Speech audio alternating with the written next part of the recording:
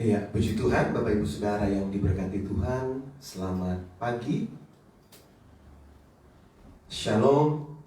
Mari kita siapkan hati untuk menyembah Tuhan di ibadah Minggu pagi hari ini yang berbahagia. Syakatakaralabaka syandaralamaya syakatakaralabakaralabayas. Syakatakaralabaka takaralamaya syandaralamaya namu. Haleluya, Shiandaramaya namu. Haleluya, Haleluya.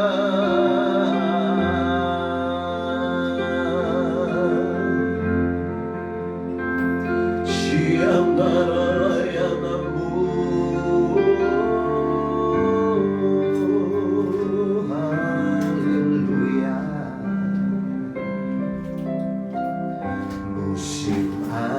Selalu berganti, kasih Tuhan tetap abadi, tak akan berubah sampai selamanya. Ku tetap percaya,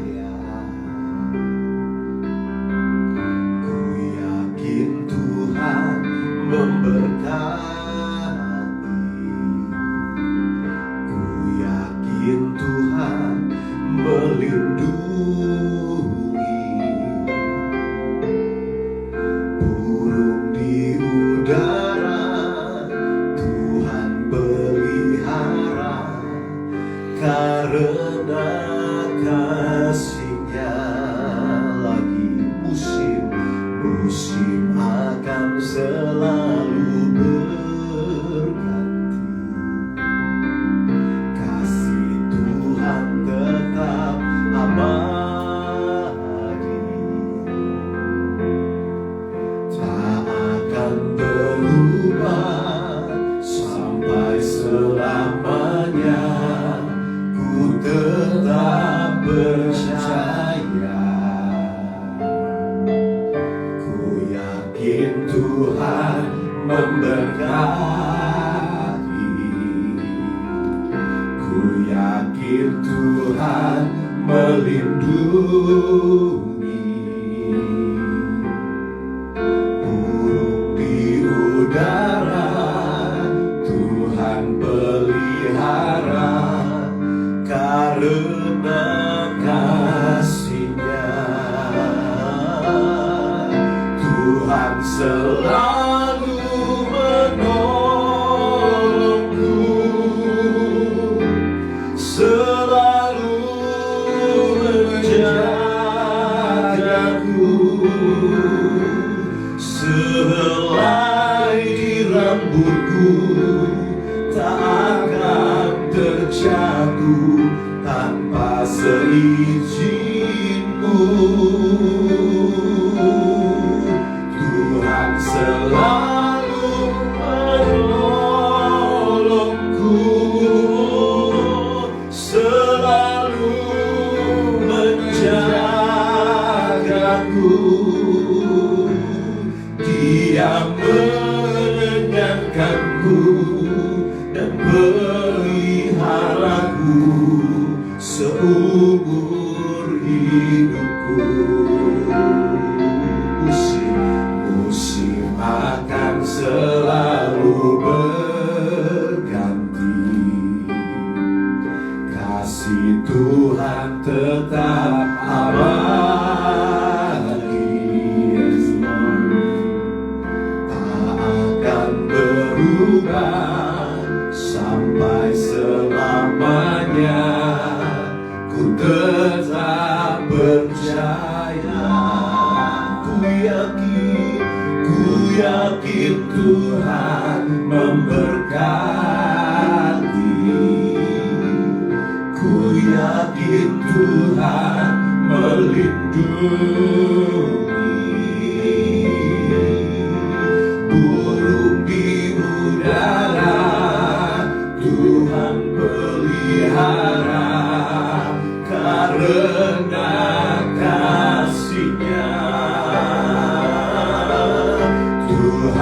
selalu menolongku, selalu menjagaku. Sehelai di rambutku tak akan terjatuh tanpa seizin-Mu. Tuhan selalu menolongku, selalu menjagaku. Dia mengenyangkanku dan peliharaku seumur hidupku. Tuhan selalu menolongku, selalu menjagaku.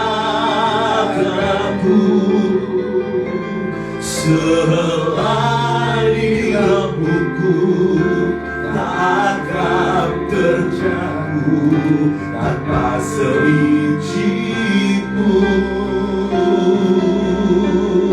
Tuhan selalu menolongku, selalu menjagaku. Dia mengenyangkanku dan peliharaku seumur hidupku. Sekali lagi dari awal katakan, musim akan selalu berganti, kasih Tuhan tetap abadi, Tuhan tetap abadi. Yesus tak akan berubah sampai selamanya. Ku tetap percaya,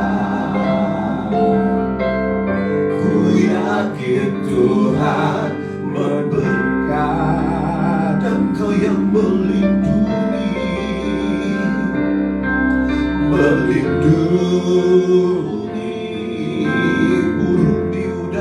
burung di udara, Tuhan pelihara karena kasih-Nya.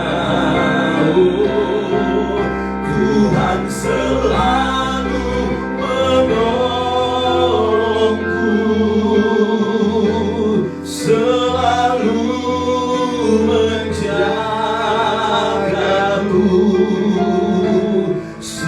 Sehelai di rambutku tak akan terjatuh tanpa seizin-Mu.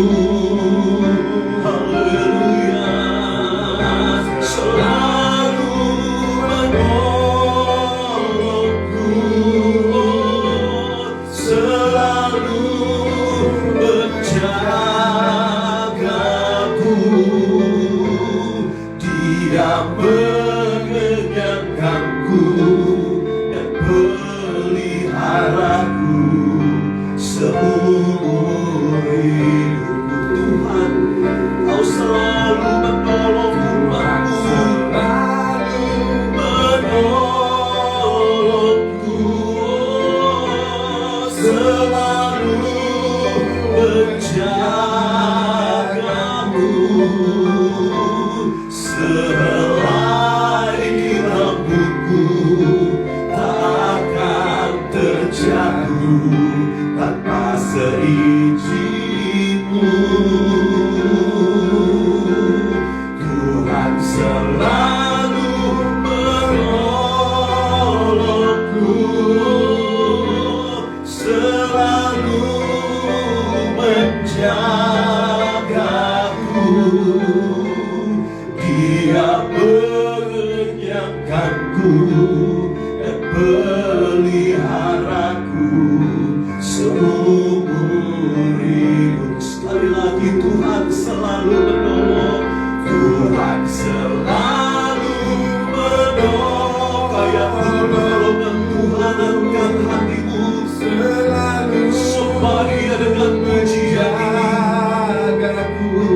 mengucap syukur, katakan selai rambutku tak akan terjatuh tanpa seizinmu.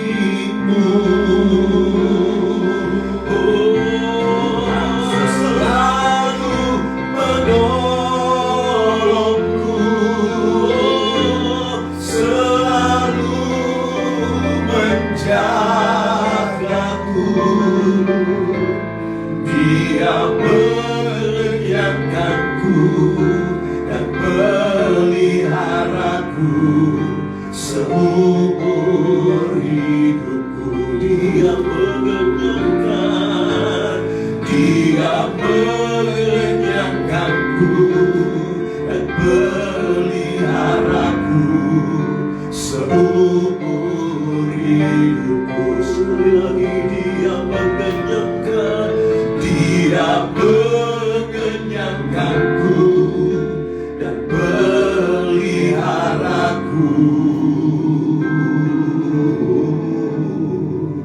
seumur hidupku. Haleluya.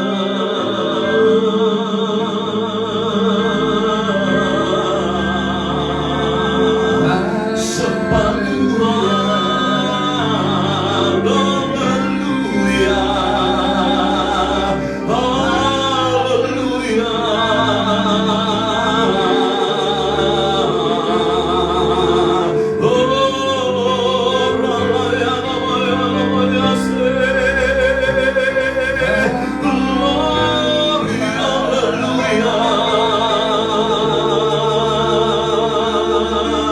haleluya.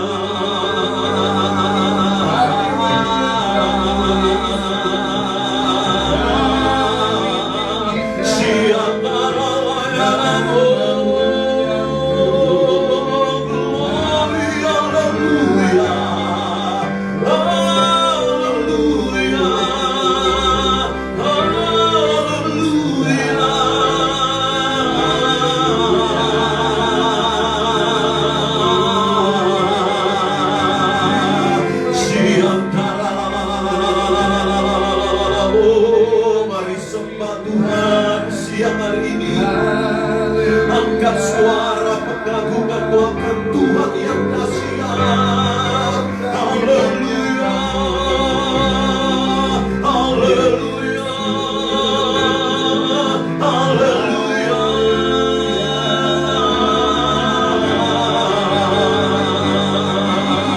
Oh, Ramaya, Ramaya, Ramaya, Ramaya, Ramaya, Ramaya,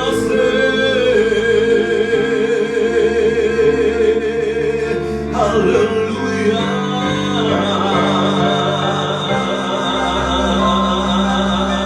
Oh, Rapa kata kala Ramaya, Ramaya, Ramaya, Ramaya, Ramaya, Ramaya.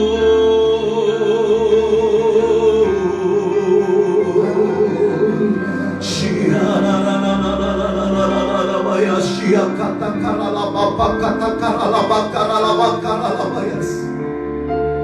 Siantara lama kandung atas setiap kami Tuhan, kami mengucap syukur. Kebaikan-Mu di hari Minggu ini boleh nyata bagi setiap kami Tuhan. Umat yang mau terus fokus dan memandang Engkau dalam segala kedaulatan-Mu, dalam segala kuasa kasih-Mu yang terus dinyatakan atas setiap kami Tuhan. Kami sudah mengucap syukur untuk pertemuan ilahi di hari Minggu ini Tuhan. Kami yang ada di tempat ini, umat Allah di rumah mereka masing-masing, dalam ibadah online ini Tuhan, kami percaya kuasa-Mu jadi bagian setiap kami dan umat-Mu dimanapun mereka berada Tuhan. Boleh mengalami Tuhan, boleh mengalami perkara-perkara yang dahsyat daripada-Mu Tuhan. Syia kata karalama kata karalama kasih lama ya lama ya lama. Haleluya.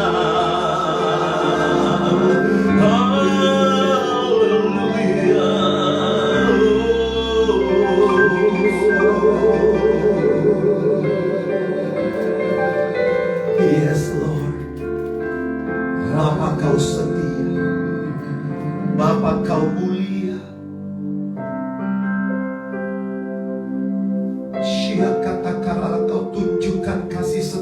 atas setiap umat. Setiap kami yang berserah dan berharap kepadamu dalam segala keadaan dan kenyataan yang harus dialami Tuhan, kebaikan-Mu sungguh teruji. Haleluya.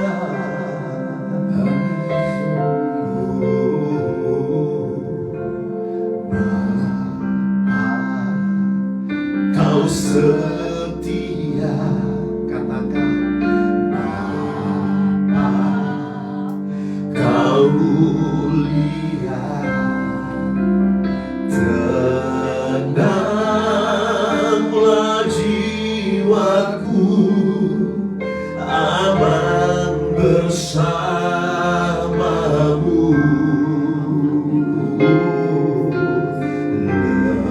Lebih dari harta, Kaulah segalanya,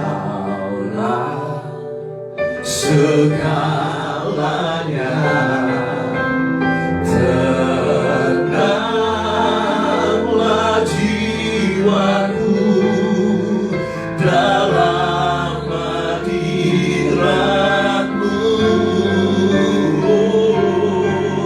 Kau tunjukkan kasih setiamu. Kau menyediakan yang ku perlu. Amin. Kau setia, Kau mulia, dulu, sekarang, dan selamanya. Oh, Kau tunjukkan kasih setiamu. Kau menyediakan yang ku perlu. Amin. Kau setia, Kau mulia, Bapa, Kau setia. Lagi katakan, Bapa, Kau setia. Bapa, Kau setia. Bapa, betapa mulia, tenanglah jiwaku, aman bersamamu. Amin. Lebih dari segalanya, lebih dari harta, Kaulah segalanya. Tenanglah jiwaku dalam hadirat-Mu. Kau tunjukkan kasih setiamu. Amin. Kau menyediakan yang ku perlu. Kau setia, Kau mulia, dulu, sekarang, dan selamanya. Oh, Kau tunjukkan kasih setiamu. Kau menyediakan yang ku perlu. Kau setia, Kau mulia, Bapa, Kau setia. Katakan ini iman kami Tuhan. Kau tunjukkan kasih setia di masa-masa seperti ini Tuhan. Sungguh nyata kasih setiamu, penyediaan-Mu Tuhan perlu. Kau setia, Kau mulia, dulu, sekarang, dan selamanya.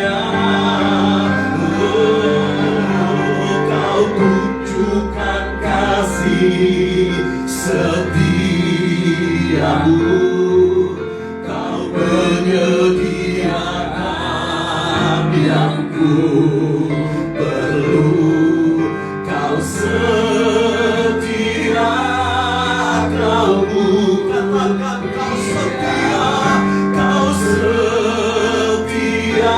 Yesus, kau sekali lagi nama setia, kau setia, kau mulia. Bapa, kau setia. Sekali lagi sembah Tuhan, Bapa yang setia. Haleluya.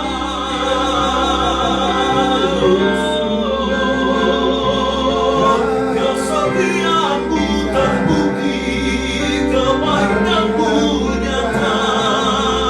Haleluya. Haleluya. Haleluya.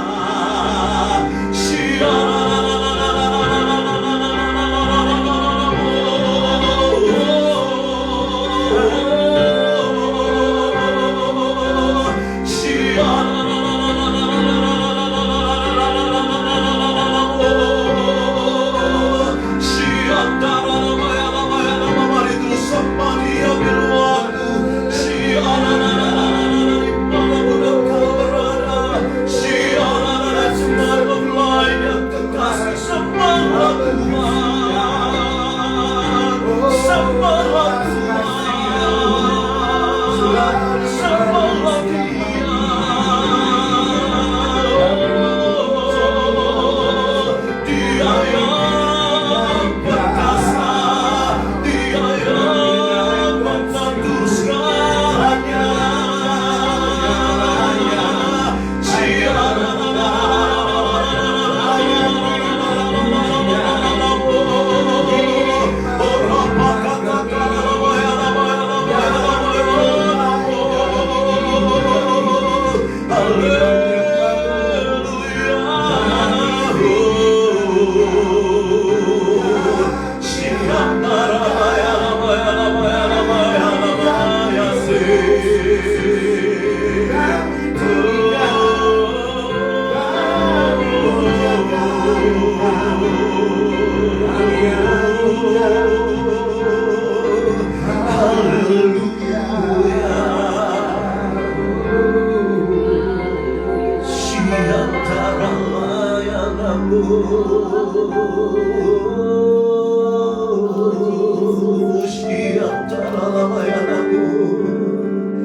Kau tunjukkan kasih setiamu,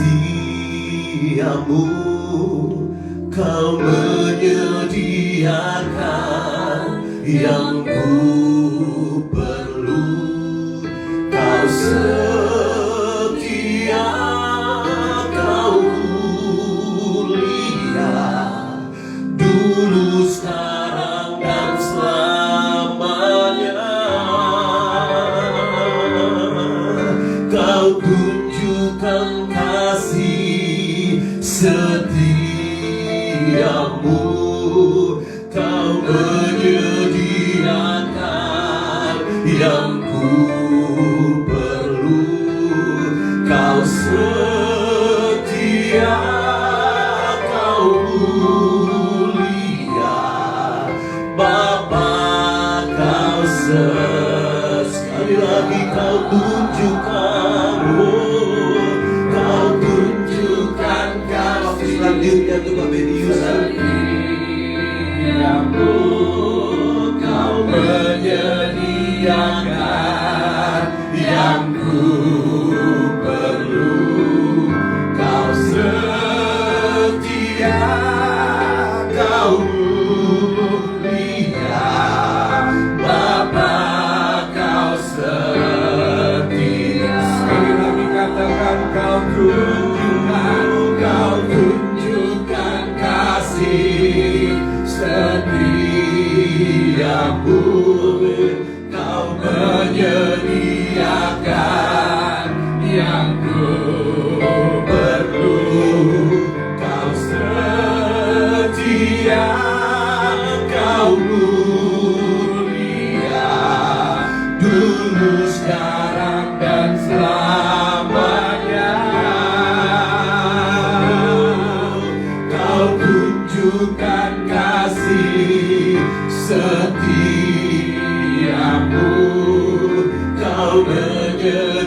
sediakan yang ku perlu. Kau setia, kau setia, kau setia, kau sekali lagi kau setia, kau mulia, Bapa kau setia.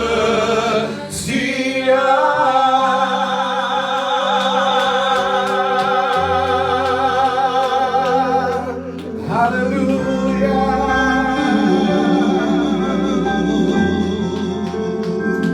Terima kasih untuk kesetiaan-Mu Tuhan. Terima kasih untuk belas kasihan-Mu yang selalu baru setiap pagi.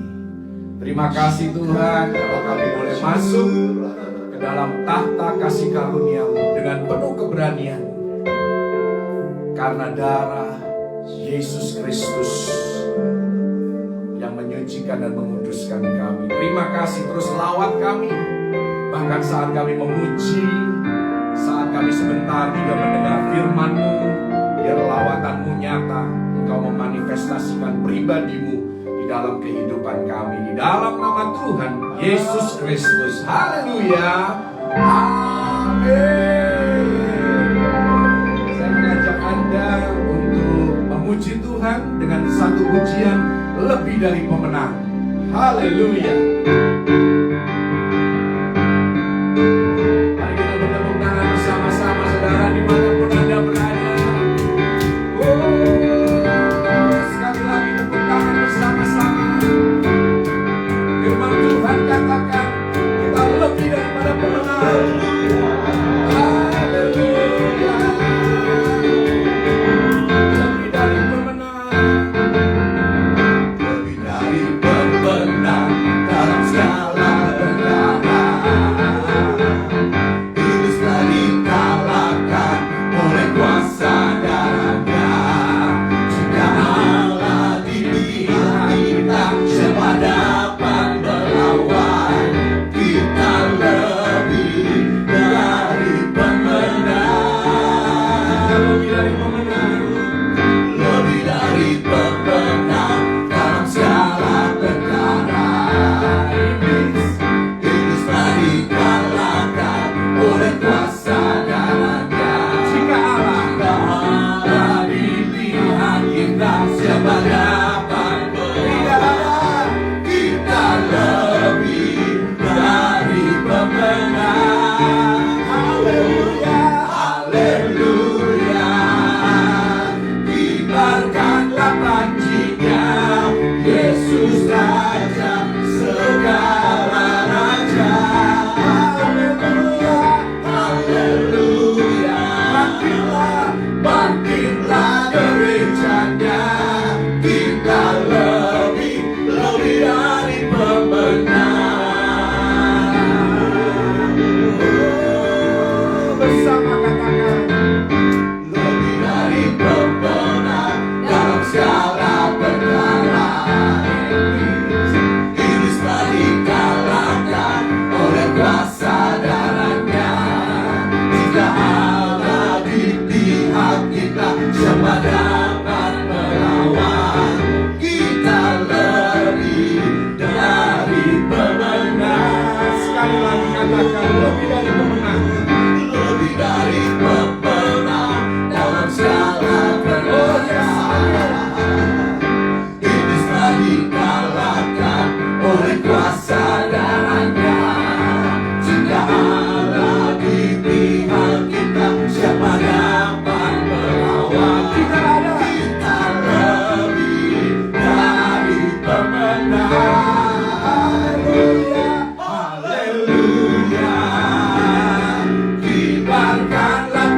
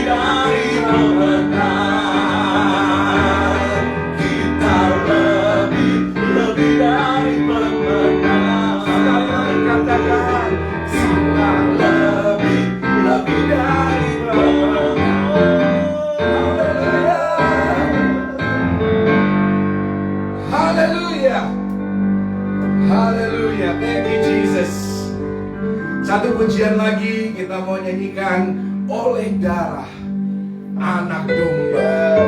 Nyanyian kemenangan bagi orang-orang yang lebih dari pemenang. Sekarang telah tiba.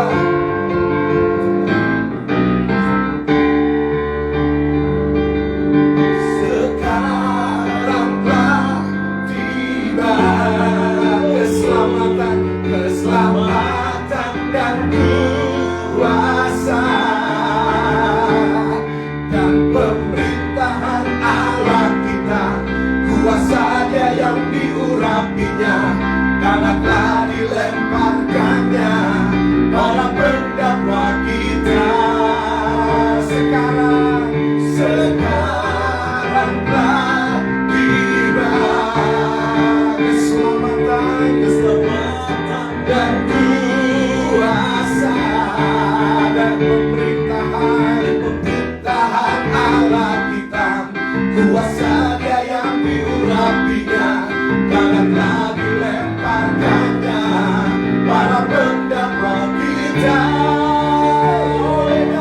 Oleh darah anak domba, oleh kesaksian kita, iblis dikalahkan, kuasanya dihancurkan oleh darah anak domba. Sekali lagi kita angkat pujian ini. Sekarang telah tiba, sekarang telah tiba keselamatan, keselamatan dan kuasa dan pemerintahan Allah kita.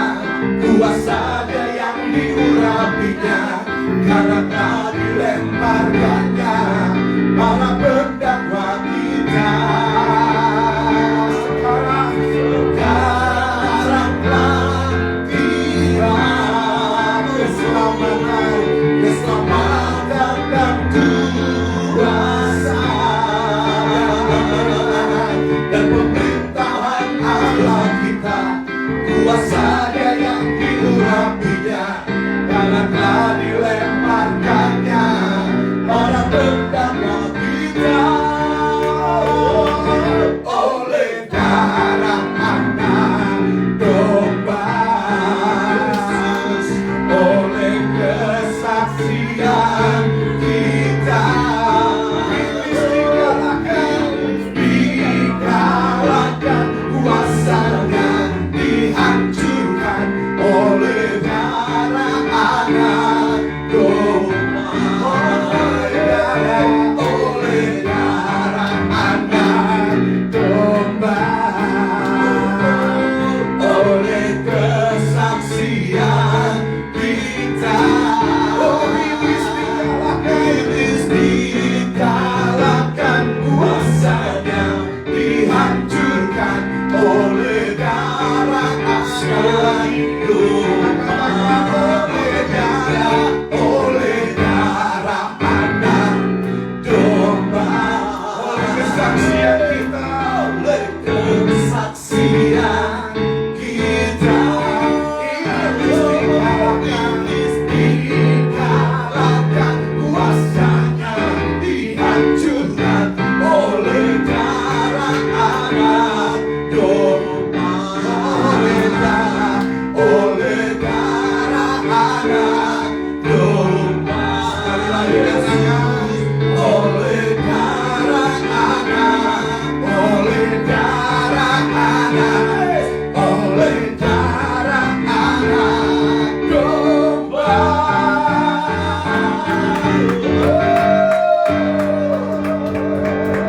Oleh darah anak domba, kita lebih daripada pemenang. Haleluya. Silakan duduk kembali saudaraku.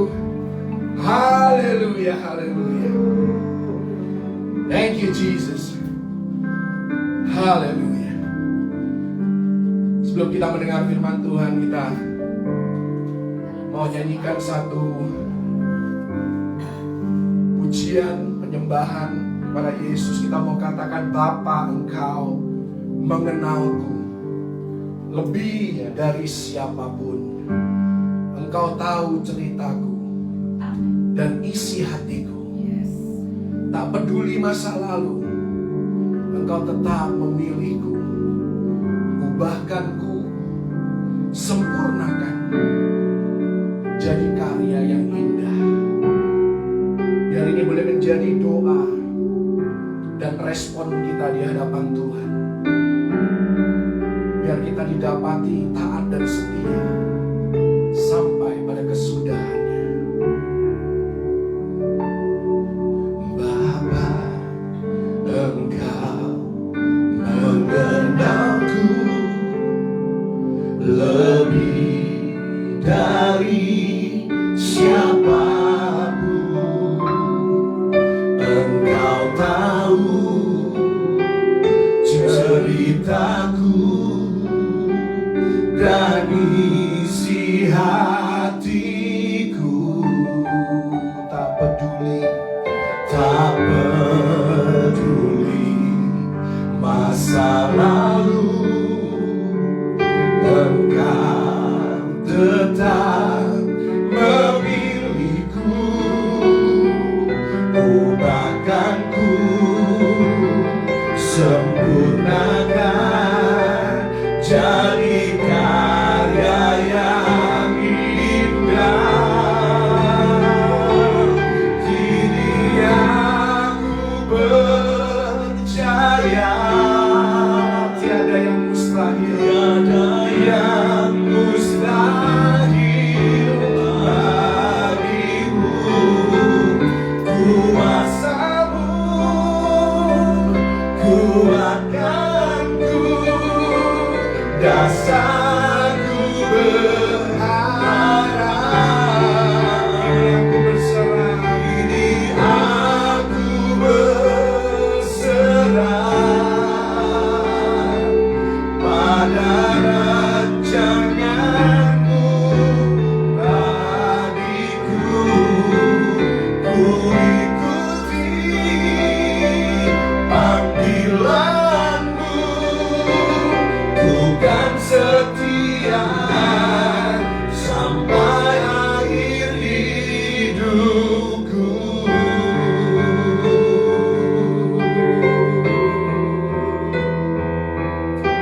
Oh Jesus, Bapa, Engkau mengenalku. Bapa, Engkau mengenalku lebih dari siapapun. Engkau tahu ceritaku dan isi hatiku. Tak peduli masa lalu, Engkau tetap memilihku. Ubahkanku, sempurnakan, jadi karya yang indah. Kini aku percaya tiada yang mustahil bagimu.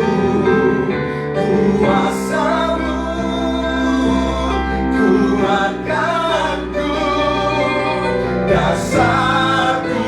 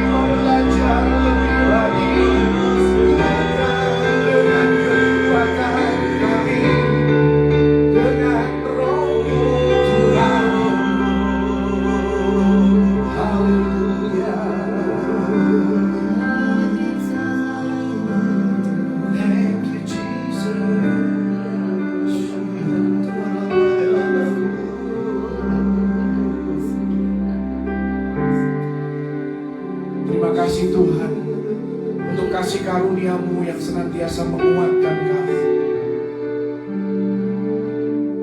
Terima kasih Tuhan untuk kekuatan yang daripada-Mu, yang senantiasa menopang kami Tuhan. Kalau kami ada sebagaimana kami ada saat ini, bukan karena kuat dan gagah kami, semua karena Engkau, semua karena kebaikan-Mu dalam hidup kami Tuhan. Karena itu kami memuji dan memuja Engkau Tuhan. Biar kami mau belajar untuk lebih lagi dekat dengan Engkau, belajar lebih lagi peka akan suara-Mu, taat akan firman-Mu Tuhan. Karena itu Tuhan, celikan mata rohani kami, bukakan telinga pendengaran rohani kami. Saat firman-Mu disampaikan, Roh-Mu berbicara, dan firman ini tidak akan kembali dengan sia-sia, melainkan akan melakukan apa yang menjadi kehendak-Mu di dalam kehidupan setiap pendengarnya. Terima kasih Tuhan, urapi setiap kami, baik yang mendengar maupun yang berbicara, biar kami sama-sama diberkati oleh Tuhan. Nama Tuhan Yesus saja yang menjadi pusat perhatian kami, dan Engkau saja yang dipermuliakan dan ditinggikan di dalam nama Tuhan Yesus Kristus. Haleluya. Amin. Thank you Jesus. Haleluya. Haleluya. Shalom. Happy Sunday. Selamat hari Minggu. Selamat beribadah untuk kita semua dimanapun Anda berada, bersama dengan saudara-saudara, bersama dengan keluarga ataupun sahabat. Tuhan Yesus memberkati, Tuhan Yesus melindungi Anda semuanya dimanapun Anda ada saat ini. Haleluya. Saya mengajak Anda untuk melihat kebenaran firman Tuhan. Hari ini kita akan belajar jemaat yang ke-6, yaitu jemaat Philadelphia. Philadelphia berarti brotherly love atau kasih persaudaraan. Haleluya. Wahyu 3 ayat yang ke-7 sampai ayat yang ke-13. Kita akan lihat bersama-sama topik utama daripada jemaat di Philadelphia. Kalau mau diberikan tema adalah membangun sebuah kehidupan tahan gempa. Kenapa tahan gempa? Karena kota Philadelphia adalah kota yang saya tahu di Amerika itu seperti kota San Francisco, ya, karena dia terletak di garis gempa atau kota yang rentan terhadap gempa. Juga beberapa kota di Indonesia merupakan kota-kota yang dilewati jalur gempa. Karena itu sangatlah cocok pesan daripada Yesus. Nanti ada beberapa kata di situ yang kita akan lihat yang menunjukkan satu kunci bangunan yang kokoh, ya, soko guru atau the pillars. Ya, jadi kita akan melihat bahwa pesan Yesus itu selalu sesuai dengan konteks daripada jemaat di mana jemaat itu berada. Mari kita lihat Wahyu pasal yang ketiga ayat 7 sampai 13. Yesus memperkenalkan diri dan tuliskanlah kepada malaikat jemaat di Philadelphia, inilah firman yang kudus, yang benar, yang memegang kunci Daud. Apabila ia membuka, tidak ada yang dapat menutup. Apabila ia menutup, tidak ada yang dapat membuka. Dan inilah satu-satunya jemaat yang tidak mendapat teguran dari Yesus. Ya, ada yang berpikir bahwa Smyrna juga tidak ada teguran, tetapi di sana ditulis jangan takut. Jadi jemaat Smyrna itu masih hidup dalam ketakutan karena mereka harus menderita. Tetapi untuk jemaat di Philadelphia sama sekali tidak ada satu kata pun yang menunjukkan mereka mendapat teguran dari Yesus. Aku tahu segala pekerjaanmu, lihatlah aku telah membuka pintu bagimu yang tidak dapat ditutup oleh seorang pun. Aku tahu bahwa kekuatanmu tidak seberapa. Jadi jemaat di Philadelphia itu adalah di antara ketujuh jemaat kitab Wahyu, ini adalah jemaat yang terkecil. Jemaat yang secara jumlah itu tidak sebanyak jemaat yang lainnya. Kekuatanmu tidak seberapa, namun engkau menuruti firman-Ku dan engkau tidak menyangkal namaku. Lihatlah beberapa orang dari jemaah iblis, yaitu mereka yang menyebut dirinya orang Yahudi, tetapi yang sebenarnya tidak demikian, melainkan berdusta, akan kuserahkan kepadamu. Di sini kalau kita melihat ada istilah orang Yahudi pada zaman itu, orang Yahudi dan orang Kristen itu sama saja atau identik satu sama lain. Jadi yang dimaksud di sini adalah mereka menyebut dirinya orang Kristen, tetapi sebenarnya tidak demikian, melainkan berdusta, akan kuserahkan kepadamu. Sesungguhnya aku akan menyuruh mereka datang dan tersungkur di depan kakimu dan mengaku bahwa aku mengasihi engkau. Amen. Karena engkau menuruti firman-Ku. Ini sudah kedua kalinya, ya, dua kata ini muncul. Menuruti firman-Ku, untuk tekun menantikan aku, maka aku pun akan melindungi engkau dari hari pencobaan yang akan datang atas seluruh dunia, untuk mencobai mereka yang diam di bumi. Nah, ini berbicara akhir zaman, saudara. Wahyu 3 ayat 10 ini adalah ayat yang berbicara bahwa gereja akan dilepaskan dari murka Allah yang akan datang. Dengan Yesus mengangkat gerejanya, baru dimulailah ya masa kesesakan besar. Mari kita lihat ayat yang berikutnya, ayat yang ke-11. Dikatakan, aku datang segera. Peganglah apa yang ada padamu, supaya tidak seorang pun mengambil mahkotamu.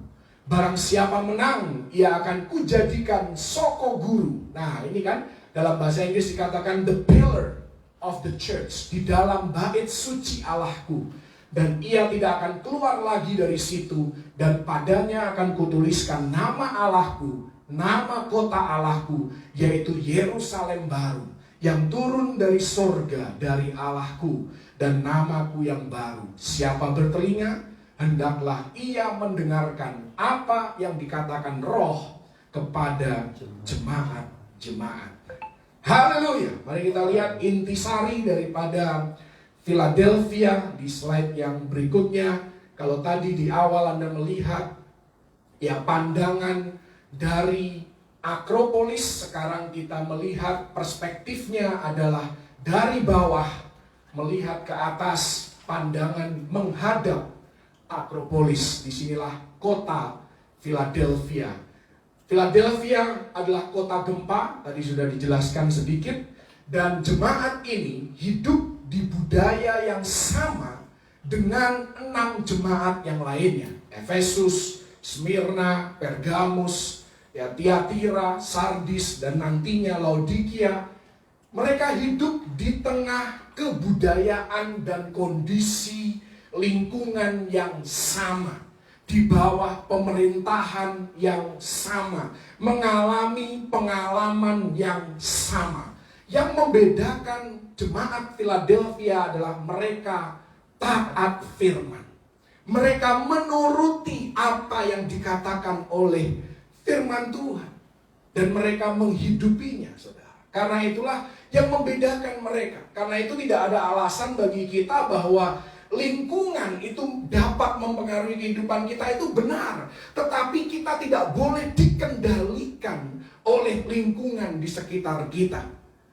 Kita tidak boleh menyalahkan orang lain yang memberikan pengaruh buruk kepada kita. Kita tidak boleh menyalahkan lingkungan mungkin di mana kita dibesarkan, lingkungan yang tidak ideal. Kita tidak boleh menyalahkan latar belakang kehidupan kita. Ya, karena semua itu dimaksudkan untuk membangun kehidupan kita, untuk menguji kesetiaan kita, dan apakah kita benar-benar ya murni mengikut Yesus, murni mau hidup menuruti firman kebenaran itu. Jadi tidak ada alasan. Ya, jangan menjadi orang Kristen yang mudah terbawa arus, terutama hal-hal yang tidak benar di sekitar kehidupan kita. Wahyu 3 ayat yang ke-10 tadi kita sudah lihat bahwa gereja akan dilepaskan dari masa kesesakan yang akan datang. Dikatakan dalam 1 Tesalonika 5 ayat yang ke-9 bahwa orang percaya, orang Kristen yang sejati itu tidak ditetapkan untuk mengalami murka Allah, melainkan untuk mengalami belas kasihan Tuhan, kasih karunia daripada Tuhan. Dan di masa kesesakan yang besar, dunia kita, orang-orang di sekitar kehidupan kita, banyak orang kepingin hidup tanpa Tuhan. Dan suatu kali Tuhan akan memberikan kesempatan bagi dunia untuk hidup tanpa Tuhan, tanpa kehadiran gereja, orang-orang yang setia mendoakan satu sama lain. Semua itu akan diangkat dari dunia ini, dan Tuhan akan melepaskan hanya hal-hal yang selama ini mereka pikir ya karena kebaikan mereka tidak mengalami masalah. Karena kehebatan mereka mengalami kemuliaan dalam hidup. Mereka tidak tahu bahwa mungkin ada orang yang menopang dalam doa kehidupan mereka, sehingga mereka dijauhkan dari mara bahaya. Ada orang yang senantiasa berpuasa dan berseru di hadapan Tuhan, bersyafaat bagi orang lain, sehingga orang itu terjaga kehidupannya, diberkati. Nah, dia merasa itu kehebatan dia sendiri karena usahanya dia sendiri. Ya, suatu hari akan terlihat jelas perbedaan hidup dengan Tuhan dan tanpa Tuhan. Hidup dengan doa dan hidup tanpa didoakan oleh siapapun. Itu akan sangat berbeda, dan dunia yang selalu ingin hidup tanpa Tuhan akan mengalami masa yang mereka inginkan. Dan kita juga belajar dari Philadelphia, ada 5 mahkota yang Tuhan sediakan. Salah satunya berbicara tentang disiplin diri. Inilah yang disebut sebagai mahkota pemenang. Mahkota pemenang ini siapapun bisa dapat.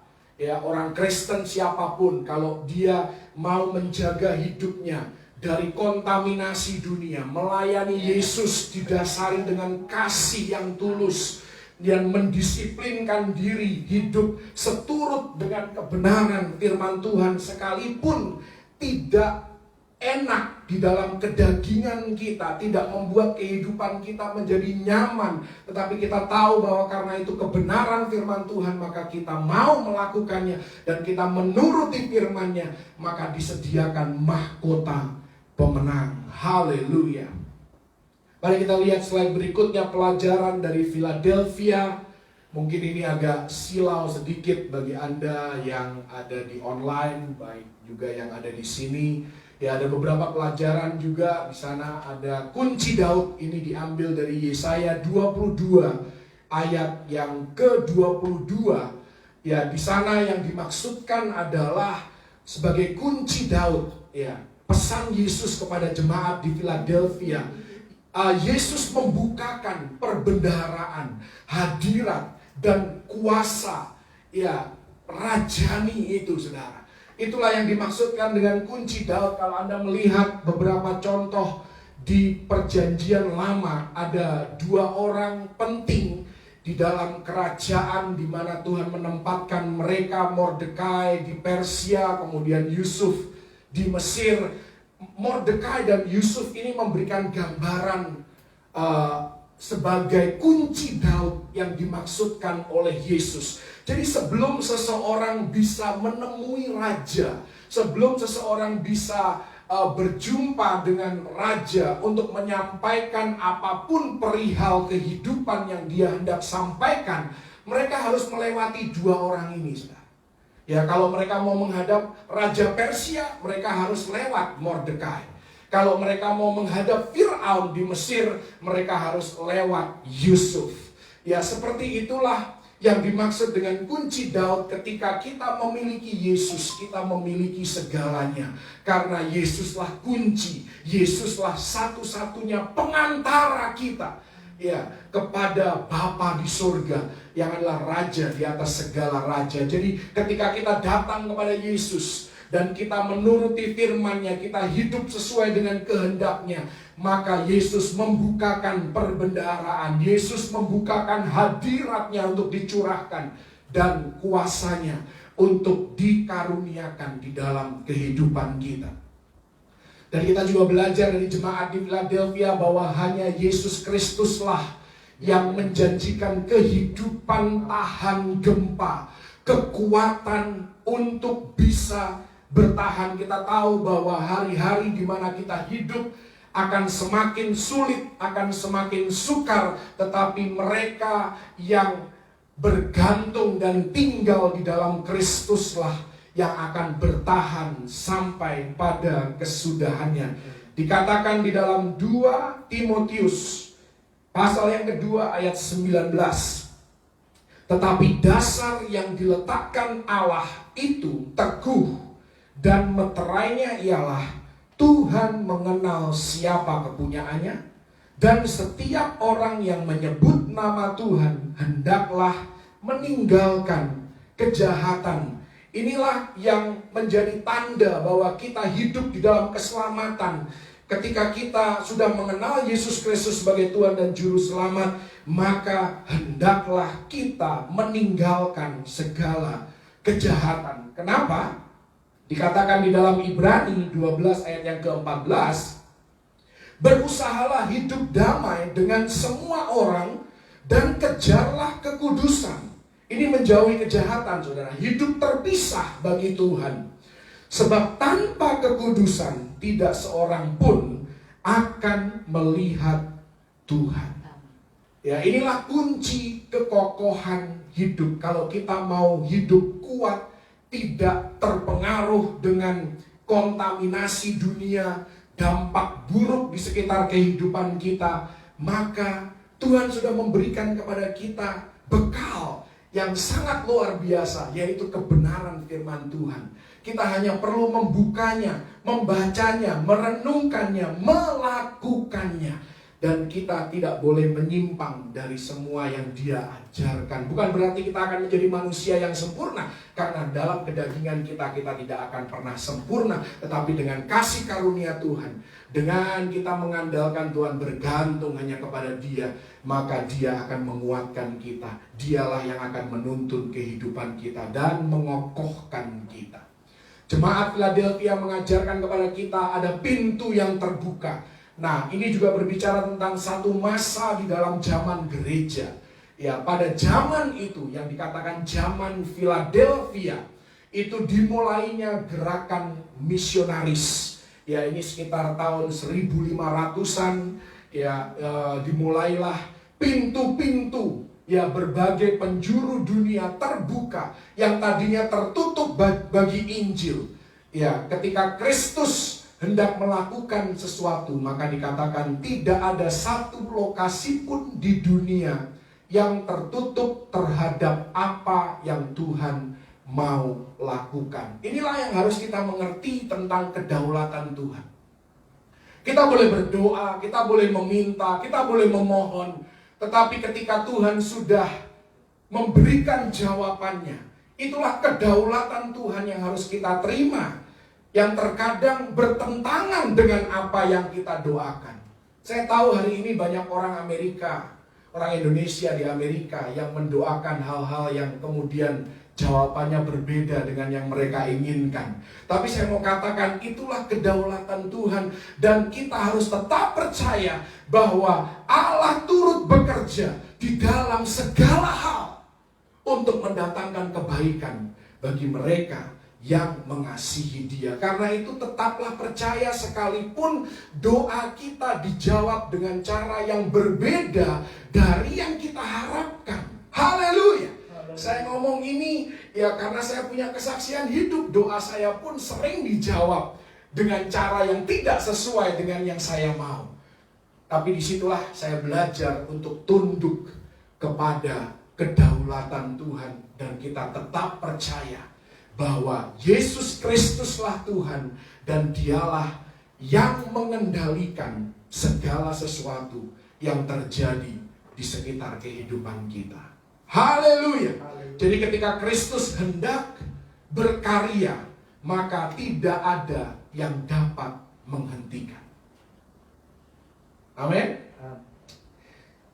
Kemudian dikatakan yang keempat, pelajaran yang keempat dari Philadelphia, orang Kristen yang hidup menuruti firman, maka Mazmur 37 ayat yang keempat dikatakan, keinginan hatinya akan selaras dengan kehendak Tuhan. Jadi tidak akan menyimpang dari kebenaran firman Tuhan. Bukan berarti kita bisa minta sesuka-suka kita, tetapi kalau kita hidup menuruti firman, maka hasrat hati kita pun diselaraskan dengan keinginannya Tuhan. Bergembiralah karena Tuhan, maka Dia akan memberikan apa yang diinginkan hatimu. Kata bergembiralah karena Tuhan itu artinya hiduplah seturut dengan firman-Nya, hiduplah dalam kebenarannya, maka keinginan hati kita pun menjadi selaras dengan keinginan Tuhan, maka Tuhan akan mengabulkan yang diinginkan hati kita. Dan ketika Kristus kita izinkan untuk hidup melalui kehidupan kita, maka idealnya bagi orang Kristen, semua orang di sekitar kehidupan kita akan menginginkan apa yang kita miliki. Mereka akan melihat satu perbedaan dari kehidupan orang Kristen yang sejati. Kok kamu bisa ya disakitin tapi kamu bisa mengampuni? Kamu dirugikan tetapi kamu tetap bisa memberkati. Itulah satu perbedaan yang harus terlihat di dalam kehidupan orang Kristen yang sejati. Berikutnya kita akan lihat di dalam jemaat Philadelphia ini, kita juga belajar sedikit tentang akhir zaman, saudara. Karena di sana berbicara tentang rapture atau pengangkatan. Rupanya pengangkatan pun ada dan diajarkan di kitab Wahyu. Ya, rapture tadi saya sudah sebut di dalam Wahyu 3 ayat yang ke-10, tetapi kejadiannya baru nanti di Wahyu pasal yang keempat ayat yang pertama. Saya akan bacakan bagi kita semua. Wahyu 4 ayat yang pertama, kemudian daripada itu aku melihat sesungguhnya sebuah pintu terbuka di surga. Ini ada satu pintu yang terbuka juga. Dan suara yang dahulu yang telah kudengar berkata kepadaku seperti bunyi sangkakala. Katanya, jadi kita tahu kalau pada saat pengangkatan nanti akan ada bunyi sangkakala oleh penghulu malaikat. Dan perkataan yang mungkin akan kita dengar, ini baru dugaan saya saja, ya, naiklah kemari. Ya, ini berbicara tentang pengangkatan, saudara. Yesus akan berkata, atau penghulu malaikat akan berseru, naiklah kemari, come up here. Dan aku akan menunjukkan kepadamu apa yang harus terjadi sesudah ini. Dan sejak pasal yang keempat sampai akhir kitab Wahyu, di pasal yang ke-19, ya, gereja atau jemaat itu tidak disebutkan sama sekali. Jadi kalau Anda melihat 3 pasal yang pertama di kitab Wahyu itu ada kurang lebih 20 kali kata jemaat itu muncul, atau dalam bahasa Inggris kata the church itu muncul lebih dari 20 kali di sana. Tetapi begitu pasal yang keempat dan seterusnya, tidak ada lagi kata jemaat, tidak ada lagi kata gereja. Di manakah gereja berada? Di manakah jemaat itu berada? Gereja sudah diangkat dan mereka berada di sekitar tahta. Kita akan masuk satu persatu ke dalam pengadilan tahta Kristus yang kita kenal dengan sebutan pengadilan Bema. Di sana kita tidak akan diadili untuk keselamatan kita, tetapi kita akan menerima upah untuk apa yang kita kerjakan di dalam tubuh kita selama hidup kita sebagai orang percaya. Jadi ketika terjadi masa kesesakan besar di muka bumi, gereja tidak ada di muka bumi. Sekalipun demikian, ada nanti orang-orang yang baru percaya di masa kesesakan besar. Mereka akan hidup dan mereka akan melewati masa kesesakan besar itu. Tetapi orang-orang yang percaya kepada Yesus sebelum masa itu dimulai, maka semuanya akan mengalami pengangkatan. Dan pengangkatan ini ya ada 3 poin yang perlu disampaikan. Pengangkatan adalah sumber penghiburan. Ini bukan sesuatu yang kita pakai untuk menakut-nakuti orang. Ya, tetapi dikatakan dalam 1 Tesalonika 4 ayat yang ke-18, Rasul Paulus berpesan, hiburkanlah satu sama lain dengan perkataan ini, dengan kebenaran ini. Jadi kita harus menghiburkan orang lain, membawa mereka, ya membujuk mereka untuk mau ya bersama-sama dengan kita mengalami pengangkatan. Yang sudah meninggal akan diangkat terlebih dahulu, kemudian yang masih hidup akan diangkat kemudian. Pengangkatan akan terjadi seperti kenaikan Yesus Kristus ke surga. Ya, Injil Lukas pasal yang ke-24 ayat yang ke-50 dan 51 di sana ya Lukas mencatat bagaimana Yesus ya diangkat ke surga, kenaikan Yesus ke surga. Lalu Yesus membawa mereka keluar kota sampai dekat Betania. Di situ ia mengangkat tangannya dan memberkati mereka. Ya, disinilah Yesus ya kata memberkati di sini artinya Yesus berterima kasih kepada murid-muridnya, kepada para pengikutnya. Dan ketika ia sedang memberkati mereka, ia berpisah dari mereka dan terangkat ke surga. Inilah juga yang akan terjadi nanti kepada gereja Tuhan. Sekalipun demikian, hal ini hanya akan terjadi dalam sekejap mata saja. Ya, kita sudah akan mengalami pengangkatan atau rapture. Ya, 1 Tesalonika pasal 5 ayat 9 tadi sudah kita lihat bahwa kita tidak ditetapkan untuk mengalami murka Allah, kita akan dilepaskan dari tribulasi. Ya, dan saya mau tekankan di sini tentang rapture, bahwa rapture itu berbeda dengan kedatangan Yesus Kristus yang kedua. Ini kita harus jelas saudara di dalam doktrin akhir zaman kita atau eskatologi yang kita percayai bahwa ada 2 peristiwa, yaitu yang pertama rapture, yang kedua kedatangan Yesus Kristus yang kedua. Rapture ketika Yesus mengangkat gerejanya dan bersama-sama akan tinggal di rumah Bapa. Ya, kedatangan Yesus Kristus yang kedua adalah ketika Yesus Kristus datang bersama-sama dengan orang-orang kudusnya. Dan kalau Anda memperhatikan di Alkitab, setiap kali ada ajaran tentang kedatangan Yesus Kristus yang kedua, bukan rapture ya, pengajaran tentang kedatangan Yesus Kristus yang kedua itu selalu berpusat pada Israel dan bukan gereja. Termasuk kalau Anda membaca Matius 24. Matius 24 ini seringkali dikutip seolah-olah gereja akan mengalami apa yang ditulis di dalam Matius 24. Kita hanya akan mengalami bayangan dari Matius 24. Karena Matius 24 tidak ditujukan kepada gereja. Matius 24 ditujukan kepada orang-orang Yahudi, kepada orang-orang yang tinggal di Israel. Ya, karena banyak referensi ya kepada Daniel juga di sana. Daniel mendapatkan nubuat dari Tuhan itu berbicara tentang orang-orang sebangsanya, yaitu orang-orang Yahudi, orang-orang Israel.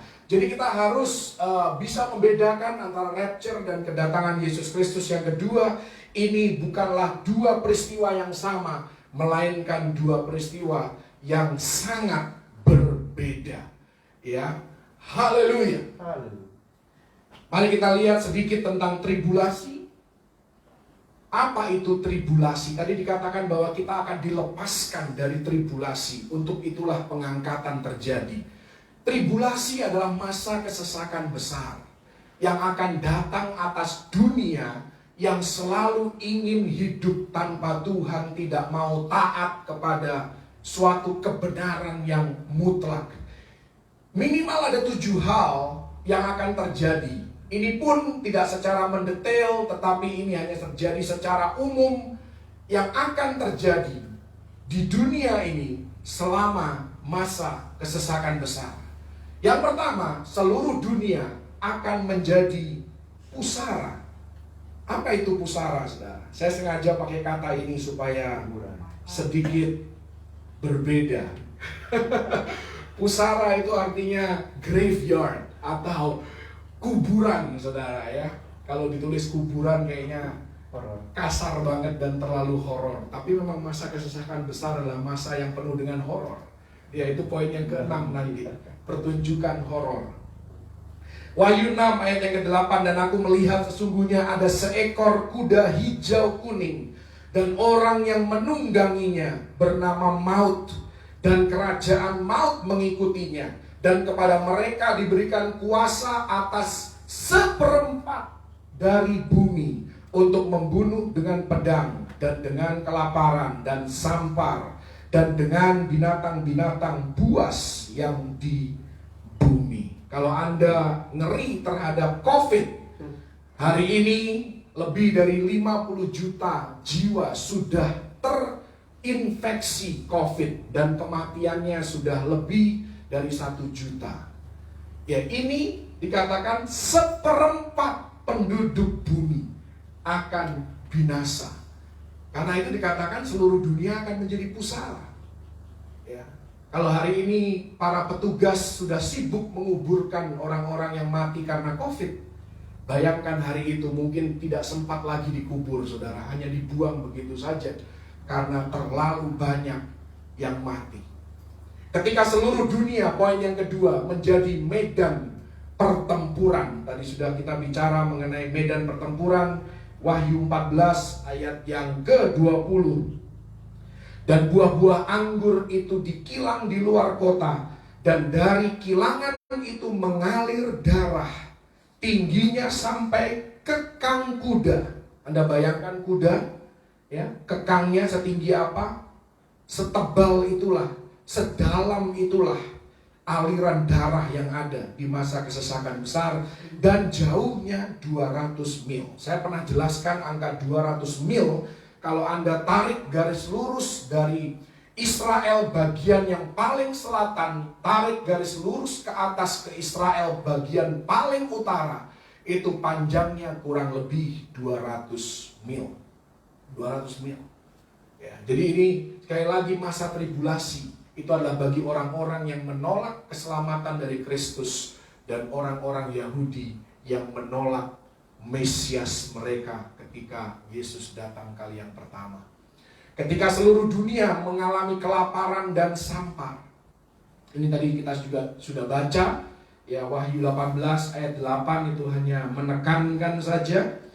Sebab itu segala malapetakannya akan datang dalam 1 hari, yaitu sampar dan perkabungan dan kelaparan, dan ia akan dibakar dengan api karena Tuhan Allah yang menghakimi dia adalah kuat. Nah, saya mau Anda melihat sedikit, karena di sini saya cantumkan Matius 24 ayat 19, itu bukan kebetulan. Karena Matius 24 adalah khotbah Yesus tentang akhir zaman. Di sana dikatakan bahwa di masa kesesakan besar, dan ini sudah terjadi hari-hari ini, saudara. Jadi ini berkaitan dengan vaksin COVID-19. Dikatakan di sana, celakalah ibu-ibu yang sedang hamil atau yang menyusukan bayi pada masa itu. Kenapa? Kenapa Yesus memperingatkan hal itu? Saya belajar dan saya mendapatkan satu poin yang sangat penting. Hari ini kita sudah mulai mengarah kepada produksi daripada vaksin COVID-19. Tetapi ketika Anda nanti harus mengambil vaksin COVID-19, pastikan Anda tahu vaksin yang mana yang Anda harus ambil. Karena ada 2 jenis vaksin.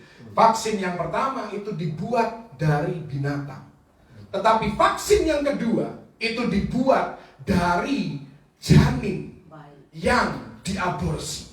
Dan Anda harus tahu merek mana yang adalah hasil vaksin dari bayi atau janin atau vaksin yang berasal dari binatang. Tentunya kita berbicara tentang etika di dalam dunia kedokteran, banyak sekali yang menentang bahkan vaksin COVID-19, sekalipun hal itu penting untuk diproduksi, tetap harus mengikuti kaidah-kaidah kedokteran yang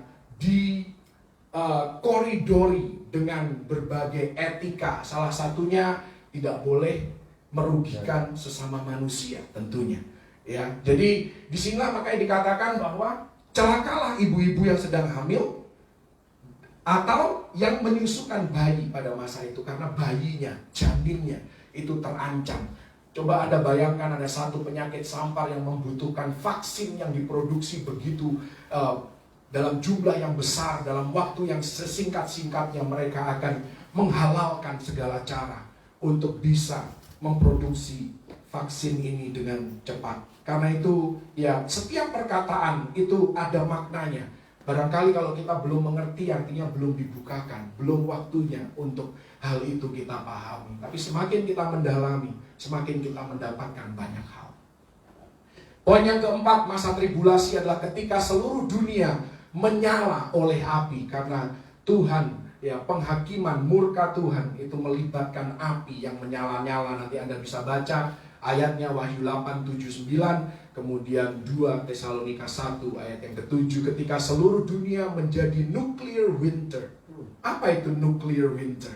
Ya, saya sengaja backgroundnya saya ambil ini, saudara. Ini adalah salah satu gambaran dari nuclear winter. Nuclear winter adalah musim dingin atau zaman es, boleh dikatakan, yang merupakan akibat dari perang nuklir. Itulah nuclear winter. Jadi kalau Anda lihat nanti peperangan antara Israel dengan Iran dan Rusia dan negara-negara yang sudah kita bahas dalam Yehezkiel 38, maka itu pasti melibatkan nuklir, saudara. Ya, bahkan sekarang mereka berlomba-lomba untuk membangun nuklir mereka. Stoknya diperbanyak untuk persiapan setiap saat ketika Tuhan sudah bilang, oke, pesawat ini sudah mau landing. Nah, sekarang kita masih muter-muter, saudara. Karena di bawah ini masih terjadi manuver-manuver yang Tuhan belum izinkan. Jadi nanti ketika Tuhan bilang prepare for landing, atau Tuhan katakan landing position, puji Tuhan, gereja tidak akan mengalami masa itu. Kita sudah diangkat dan kita akan tinggal bersama-sama dengan Yesus di rumah Bapa. Poin yang ke-6, ketika seluruh dunia menjadi horror show, pertunjukan horor. Nanti Anda bisa baca ayat-ayat yang mengerikan, Wahyu 9 ayat 3 sampai 6, dan yang terakhir, ketika seluruh dunia menjadi sebuah mimpi buruk. Ini ditulis sepanjang kitab Wahyu dari pasal yang ke-6 sampai pasal yang ke-19 dengan dibukanya berbagai meterai, ada sangkakala dan lain sebagainya. Di sana Anda bisa membacanya, tetapi jangan takut. Jangan takut, karena gereja tidak ditetapkan untuk mengalami murka Tuhan. Dengan cepat mari kita lihat slide yang berikutnya tentang horor di bumi. Tadi dikatakan bahwa di bumi ini akan mengalami menjadi korban daripada binatang buas. Tadi ditulis dalam Wahyu 6 ayat yang ke-8. Tahukah Anda binatang buas yang dimaksud di sana bukanlah singa, harimau, atau gajah yang menghancurkan. Bukan itu, saudara. Binatang terbanyak di dunia saat ini, dan mereka adalah binatang-binatang yang mematikan. Itu adalah mikroorganisme. Termasuk COVID-19 adalah mikroorganisme, virus yang tidak terlihat, tetapi itu termasuk di dalam bilangan binatang buas yang dimaksud di sini. Tahukah Anda, setiap tahun lebih dari 4 miliar orang itu terbang ke berbagai tempat dengan pesawat terbang tentunya, dan impian daripada teroris adalah menyebarkan wabah melalui penerbangan. Bayangkan penduduk dunia sekarang berapa, saudara? Hampir 8 miliar mungkin ya. Lebih dari separuhnya terbang setiap tahun ke sana kemari. Karena itu ya penerbangan ini sangat rentan terhadap kejahatan akhir zaman, kejahatan dengan skala yang besar. Dan kalau tadi kita melihat kelaparan, bagaimana kelaparan bisa terjadi? Kita kenal ada makanan yang kita sebut dengan GMO, Genetically Modified Organism. Ya, makanan-makanan yang dimodify, yang secara gen dilakukan sedikit modifikasi, saudara. Ini sudah banyak terjadi pada jagung, ya kan, produk susu dan lain sebagainya, tomat, ya itu banyak yang mengandung GMO. Kalau Anda mencoba untuk menanam kembali benih daripada makanan GMO, maka tidak akan menghasilkan seperti tanaman awal. Berbeda dengan kalau memang masih murni. Anda ambil bijinya, Anda tanam lagi, itu bisa bertumbuh normal seperti tanaman awalnya. Tetapi GMO itu tidak menjamin. Dan sampai hari ini research masih berlangsung bahwa yang menunjukkan bahwa GMO belum tentu dapat ditanam dan menghasilkan seperti tanaman semula. Dan persediaan makanan di seluruh dunia itu sangat bergantung kepada teknologi. Bayangkan kalau teknologi ini mengalami kegagalan. Bukankah itu akan menghasilkan satu kehancuran, kelaparan besar-besaran atas dunia ini. Wahyu 9 ayat yang ke-11, saat ini malaikat pemusnah itu diikat oleh Tuhan dan tidak dilepaskan. Tetapi di masa kesesakan besar, malaikat yang kita kenal dengan nama Abaddon atau Apollyon akan dilepaskan ke muka bumi. Siapakah Abaddon? Siapakah Apollyon? Mereka sudah pernah bertingkah dan hasilnya banyak korban jiwa. Keluaran 12 ayat 23, ketika Apollyon dan Abaddon dilepaskan oleh Tuhan, maka mereka menjadi malaikat pembinasa Mesir. Dan malaikat ini jangan remehkan kuasanya. Ini malaikat yang sangat-sangat powerful, jauh lebih pintar dari manusia. Manusia mana yang tahu bahwa seseorang atau seekor binatang adalah sulung? Siapa yang tahu? Tidak ada manusia, bahkan tidak ada komputer pun di dunia ini yang bisa mengidentifikasi kalau ketemu dengan seseorang, oh dia ini anak sulung, oh ini anjing sulung. Tidak ada, tetapi malaikat ini bisa tahu siapa yang sulung di antara manusia, di antara binatang. Dia tahu siapa yang sulung, saudara. Itulah kuasa daripada Abaddon, Apollyon yang adalah the destroyer, malaikat pemusnah. Dan puji Tuhan kalau hari ini malaikat ini masih ditahan oleh Tuhan. Dan karena juga masih ada Roh Kudus di muka bumi ini, maka kegiatan daripada malaikat pemusnah ini dapat diredam oleh doa-doa orang kudus juga. Tapi satu hari nanti malaikat pemusnah akan dilepaskan ke muka bumi. Seperti dalam Keluaran 12 ayat yang ke-23. Ini tulah ke-10 yang menghancurkan Mesir. Dan Mesir tidak pernah lagi bangkit kembali ke masa kejayaannya sampai hari ini. Bayangkan saudara, sudah berapa ribu tahun yang lalu tulah dari Tuhan ya atas Mesir. Sampai hari ini Mesir tidak pernah lagi bangkit dari kemiskinan. Oke, kita sudah masuk dalam slide yang terakhir. Ini masih berkaitan sedikit dengan akhir zaman, tapi apa yang harus kita lakukan? Ya. Saat ini dunia di mana kita hidup adalah kereta yang sedang menuju kepada maut. Kereta yang sedang menuju kepada kehancuran. Kalau Anda membaca 2 Tesalonika 2 ayat yang pertama sampai 12, ini dibahas oleh Ibu Dora ya tadi malam kalau nggak salah.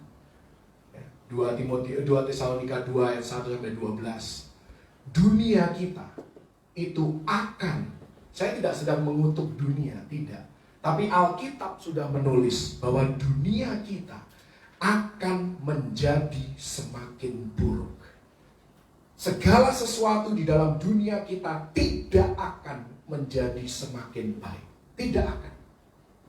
Semua huru hara, teror, dan krisis adalah bagian dari persiapan munculnya juru selamat palsu yang bernama Antikris. Semua ini mengarah ke sana.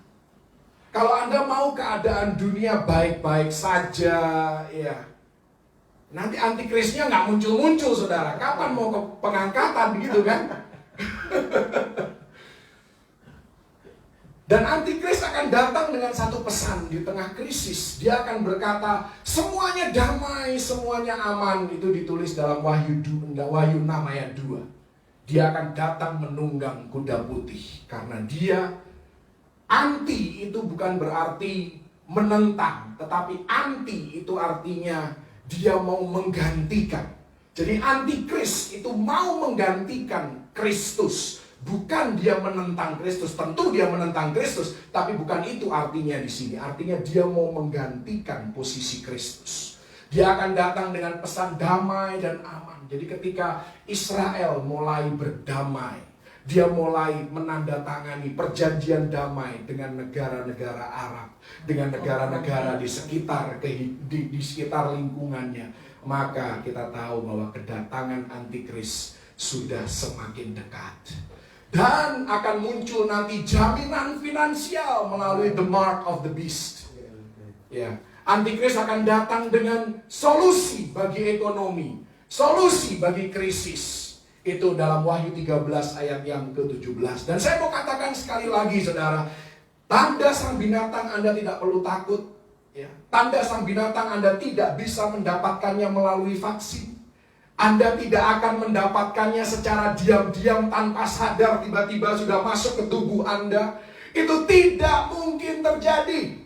Haleluya. Karena itu jangan takut kalau Anda perlu divaksin. Divaksinlah. Nggak perlu terlalu rohani yang ngawur, saudara. Karena tanda sang binatang ini, the mark of the beast, tidak mungkin secara diam-diam dimasukkan ke tubuh manusia. Ini merupakan tanda persekutuan dengan antikris yang harus dilakukan dengan penuh kesadaran dan harus dengan kesengajaan dilakukan menerima tanda sang binatang ini. Jadi tidak mungkin diam-diam yang tadinya kita orang Kristen tiba-tiba jadi pengikut antikris.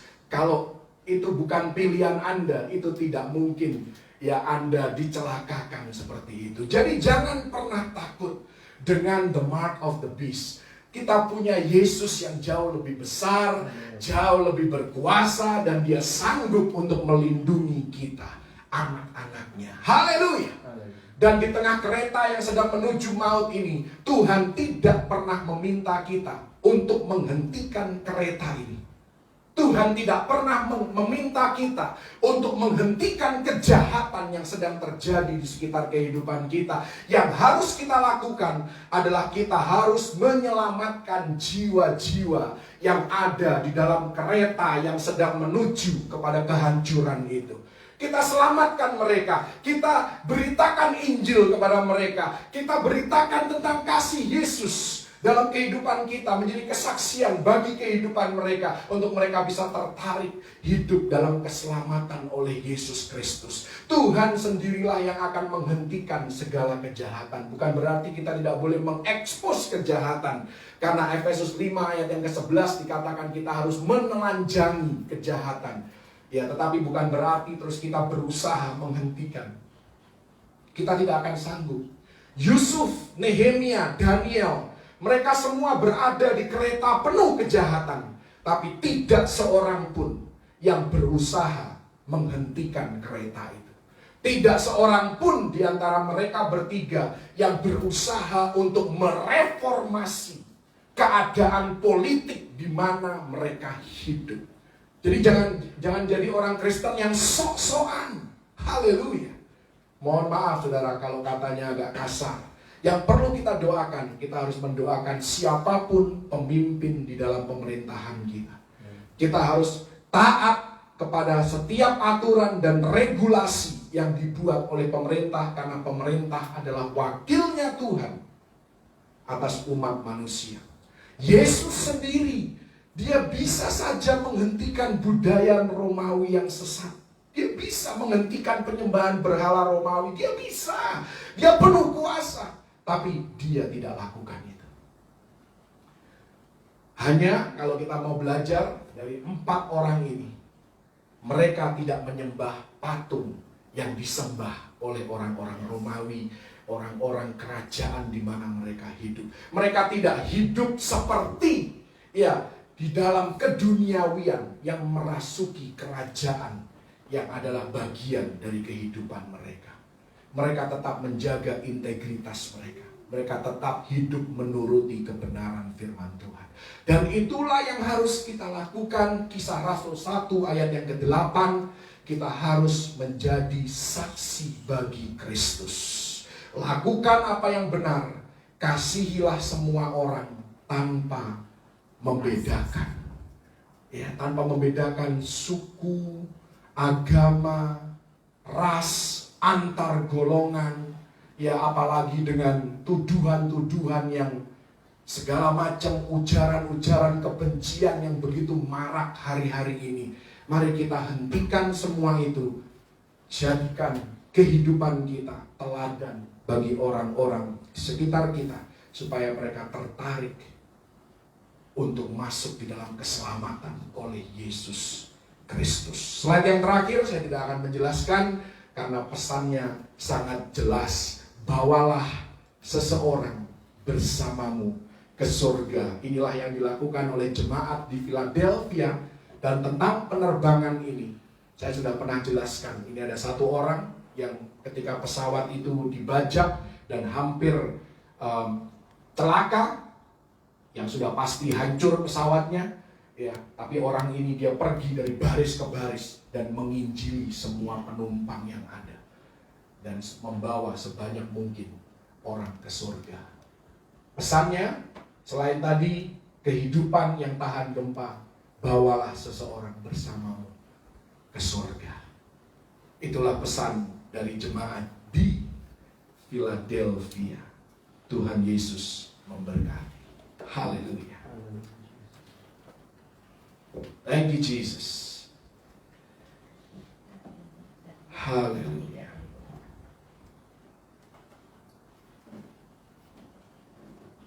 Kita menyanyikan satu pujian, ubah hatiku seputih hatimu, setulus salibmu.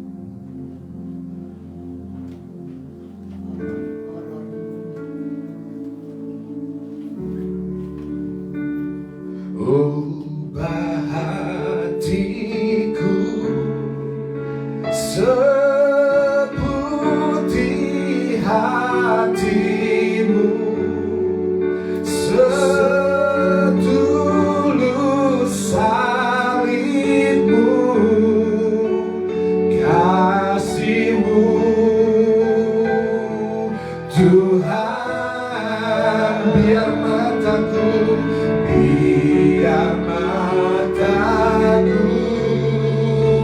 seperti matamu, pancarkan kasihmu. Ku mau jadi sepertimu.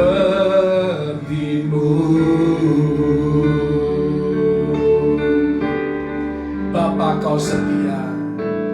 Bapa, kau setia, takkan meninggalkan, takkan meninggalkan. Dan ku percaya, Engkau milikku, dan ku milikmu. Kerinduanku, tinggikan namamu.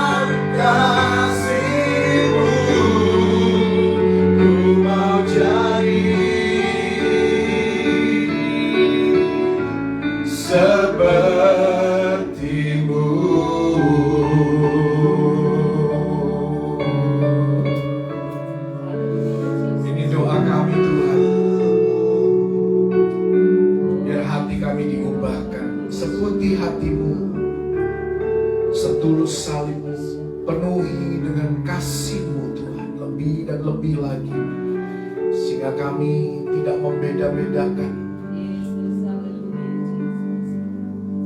secara tidak benar. Kami punya mata seperti matamu memandang sekeliling hidup kami dengan mata yang penuh dengan belas kasihan.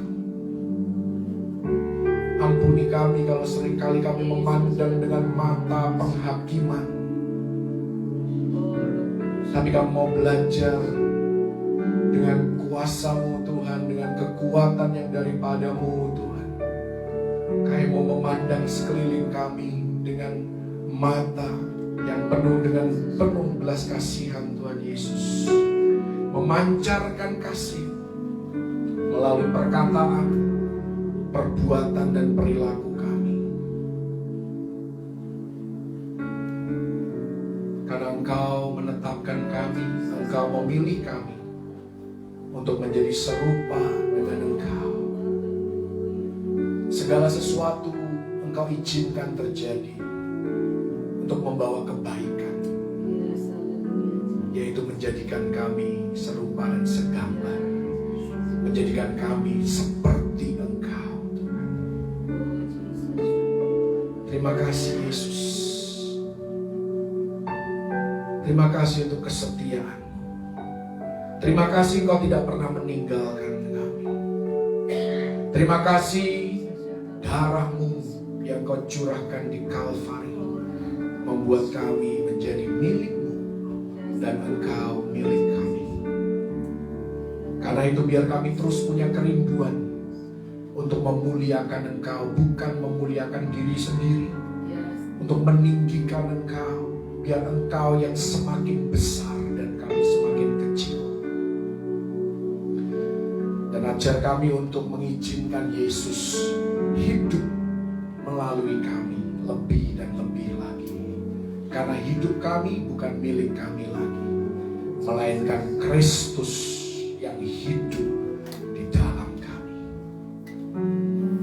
Terima kasih Tuhan, meteraikan firman-Mu, biar kami memiliki kehidupan yang tahan gempa, punya kehidupan yang kokoh, tidak mudah terombang-ambingkan oleh keadaan dunia, oleh budaya, oleh apapun yang terjadi di sekitar kehidupan kami. Tetapi fokus mata kami tetap tertuju hanya kepadamu Tuhan, mengandalkan Engkau lebih dari segalanya, tidak bergantung pada kekuatan dan kehebatan kami sendiri, melainkan hidup dalam kasih karunia Yesus Kristus Tuhan dan Juru Selamat kami. Dan biar kami memiliki hati yang mau Tuhan sharing kasih Kristus, pengalaman hidup kami dengan orang-orang di sekitar kehidupan kami, dan membawa sebanyak mungkin orang untuk masuk surga, mengalami keselamatan di dalam Yesus Kristus. Biar kami memiliki hati seperti itu Tuhan, hati yang mau dekat dengan Engkau, hati yang mengasihi semua orang dan mau melakukan apa yang benar, semuanya untuk hormat kemuliaan bagi nama-Mu Tuhan. Terima kasih Tuhan, terima kasih Yesus untuk waktu kami boleh beribadah, kami ada dalam hadirat-Mu yang bertahta dan bersemayam di atas puji-pujian umat-Mu. Dan ketika kami melanjutkan aktivitas kami, Engkau Tuhan yang menjaga dan melindungi, Engkau yang mengutus bala tentara malaikat surgawi berjaga-jaga atas hidup kami dengan pedang yang bernyala-nyala, menjauhkan kami dari segala mara bahaya, celaka maupun maut. Virus, bakteri, penyakit tidak dapat menyentuh tubuh kami, tapi kami diberikan kesehatan ilahi di dalam nama Tuhan Yesus Kristus. Dan setiap senjata yang ditempa terhadap kami dan keluarga besar kami tidak akan berhasil di dalam nama Tuhan Yesus. Bahkan yang sakit sudah disembuhkan oleh bilur-bilur Yesus. Yang lemah sudah dikuatkan, yang miskin sudah diperkaya, yang berduka sudah dihiburkan. Engkau Tuhan yang melawat setiap anak-anak-Mu yang berseru kepada Engkau. Engkau akan menyelamatkan mereka dalam berbagai aspek keberadaan hidup mereka. Terus Kau perluas Tuhan jangkauan dan juga dampak daripada pelayanan di tempat ini. Biar lebih banyak lagi jiwa-jiwa diberkati, jiwa-jiwa dijangkau melalui pelayanan yang disiarkan dari tempat ini. Doa-doa yang dipanjatkan Tuhan, kami percaya pintu surga terbuka. Dan Engkau bukan saja mendengar, tetapi Engkau menjawab setiap doa permohonan kami. Nama Tuhan dipermuliakan. Engkau sendiri Tuhan yang juga akan memberkati anak-anak-Mu yang dengan setia memberi kepadamu. Firman-Mu katakan bahwa Engkau mengasihi orang-orang yang memberi dengan sukacita. Biar kami belajar memberi dengan sukacita, dengan rela hati. Karena kami tahu apa yang kami tabur akan kami tuai. Dan Engkau akan memberkati anak-anak-Mu yang setia memberi Tuhan. Bahkan Engkau menambah-nambahkan di dalam keuangan mereka. Mereka tidak pernah kekurangan dalam hidup mereka. Tuhan, secara khusus kami berdoa bagi mereka yang dengan setia mengembalikan apa yang menjadi milik Tuhan. Persembahan persepuluhan ke dalam rumah perbendaharaan. Engkau sendiri akan membukakan tingkap langit atas kepala mereka. Dan Engkau akan mencurahkan berkat-Mu sampai tidak ada tempat untuk menampung berkat-Mu. Mereka harus menjadi berkat Tuhan Yesus. Dan orang-orang di sekitar kehidupan mereka juga diberkati dengan keberadaan mereka Tuhan. Berkati pekerjaan tangan mereka, berkati bisnis mereka, berkati karir mereka, berkati keluarga mereka, berkati kesehatan mereka, berkati Tuhan seluruh aspek bidang kehidupan mereka. Nama Tuhan dipermuliakan. Engkau sendiri akan menghardik dan menghalau belalang pelahap, belalang pengerik, belalang lompatan, dan belalang pindahan. Di dalam nama Tuhan Yesus Kristus tidak dapat mengganggu taburan mereka di tanah yang baik. Akan menghasilkan tuaian yang berlipat kali ganda. Dan mereka tidak akan mengalami kemiskinan dalam kehidupan mereka. Tetapi kelimpahan yang daripada-Mu Engkau curahkan Tuhan. Terima kasih Tuhan, terima kasih. Terima persembahan ini menjadi jumpa yang harum di hadapan-Mu. Nama Tuhan dipermuliakan. Kami juga berdoa untuk ibadah remaja nanti siang, ibadah sekolah minggu sore nanti, dan ibadah malam.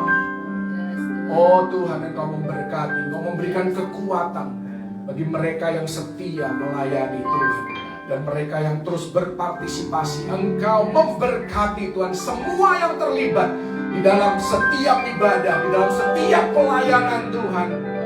Engkau yang memberkati dan Engkau yang membuat perbedaan di dalam kehidupan setiap mereka yang setia kepada-Mu Tuhan. Karena mereka bukan melakukannya untuk manusia, tapi mereka melakukannya bagi Tuhan. Terima kasih Tuhan. Terima kasih. Terus Engkau persatukan gereja lokal yang Kau percayakan pada kami, GBI Mount Hermon, supaya kami tetap kompak, kami tetap hidup rukun, kami mengalami Philadelphia brotherly love, kasih persaudaraan yang rukun, karena kesanalah Engkau memerintahkan berkat-berkat-Mu Tuhan. Mount Hermon, Mazmur 133, persaudaraan yang rukun terjadi atas Mount Hermon dalam nama Tuhan Yesus, atas setiap keluarga di dalam Mount Hermon. Tuhan, Engkau memberkati. Tidak ada perselisihan, tidak ada perpecahan, hanya ada persatuan, kesatuan yang manis, saling merendahkan hati satu sama lain. Tuhan, setiap keluarga saat ini Engkau lawat, Engkau berkati Tuhan Yesus. Saat ini juga Tuhan, berkat-Mu tercurah, kesembuhan terjadi, pemulihan terjadi dalam nama Yesus. Terima kasih Tuhan, terima kasih. Sempurnakan berkat-Mu saat kami mengangkat tangan di hadapan Tuhan.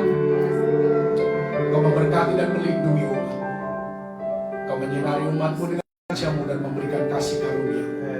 Kau menghadapkan wajah-Mu kepada umat-Mu dan memberikan kepada mereka damai sejahtera yang berlimpah-limpah di di dalam segala keadaan, mulai hari ini sampai Maranatha Yesus datang kali yang kedua, bahkan sampai selama-lamanya. Di dalam nama Tuhan Yesus Kristus, terima berkat yang terbaik dari Bapa Surga, dan umat yang terus berpengharapan hanya kepada Tuhan Yesus Kristus. Mari sama-sama katakan, aku yakin,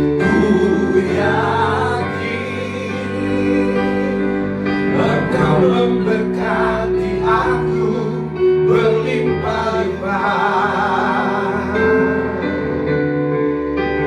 dan memperluas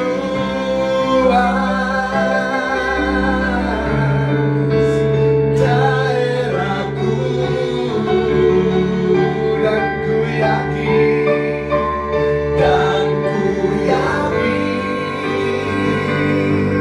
tanganmu menyertai aku dan melindungi aku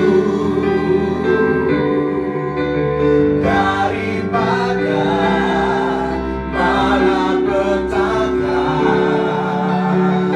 sehingga kesakitan tidak menimpa aku. Tuhan mendengarkan dan menjawab aku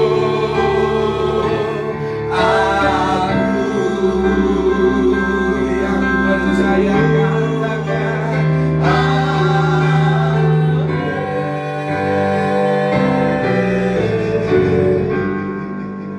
Jangan lupa nanti pukul 2 siang ada ibadah remaja melalui Zoom, jam 4 sore ada ibadah sekolah minggu juga melalui Zoom, dan nanti malam pukul 8 tetap ada ibadah minggu malam. Pasti Anda diberkati kalau Anda mengikuti semua ibadah yang disediakan, dan jangan sia-siakan waktu dan kesempatan yang Tuhan berikan. Bagi Anda yang mau memberikan persembahan kolekte maupun diakonia atau juga persembahan khusus lainnya, juga perpuluhan Anda bisa mentransfernya ke nomor rekening BCA 523-014-5247. Sekali lagi nomor rekening BCA 523-014-5247 atas nama GBI Geraha Bethel Mount Hermon. Tuhan Yesus memberkati persembahan Bapak, Ibu, Saudara-saudari yang dikasihi oleh Tuhan Yesus Kristus. Dengan ini ibadah kami sudah selesai. Selamat hari Minggu, Tuhan Yesus memberkati. Haleluya. Shalom. Shalom.